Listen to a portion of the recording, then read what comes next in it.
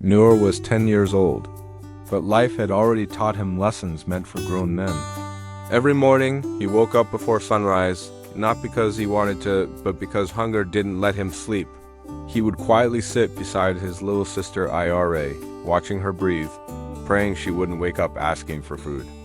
That morning was different. Noor held his books tightly and stood outside the school gate. The bell rang. Children rushed in. Laughter echoed everywhere. But Noor didn't move. His shoes were torn. His uniform was faded. And his confidence was completely broken. A group of boys passed him. One of them laughed. Another whispered, "Why does he even try?" Noor heard everything. He looked at the ground, pretending not to care. But inside his chest burned. At home, Karim, his father, sat silently, counting coins that were not enough. Mariam, his mother, tried to hide her tears while cooking rice that would barely feed them once. Ira looked at Noor and smiled. "Brother, will you tell me a school story today?" Noor forced a smile. That night, rain fell heavily. The roof leaked. The room smelled of wet walls and hopelessness. Karim lay awake, blaming himself. Mariam whispered prayers under her breath. Noor turned toward the wall. His stomach hurt. His eyes burned. His throat tightened. He pressed his hand against his mouth and cried quietly. No one came. No one noticed.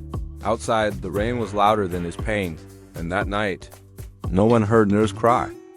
The next morning, Noor didn't take his books. Instead, he followed his father. Karim pulled the rickshaw under the scorching sun. People shouted directions. Some insulted him. Some treated him like he didn't exist. Noor walked behind, watching everything.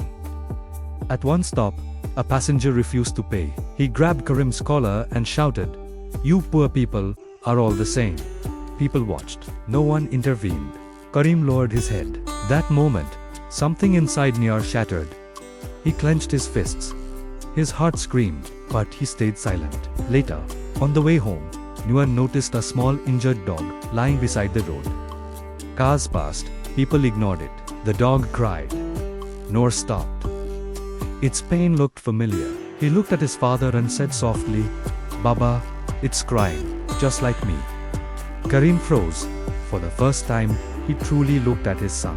At home, Mariam cleaned the dog's wounds. Ira sat beside Noor, smiling for the first time in days. That night, Noor slept, holding the dog close. But his pain didn't disappear. Days passed. Hunger continued.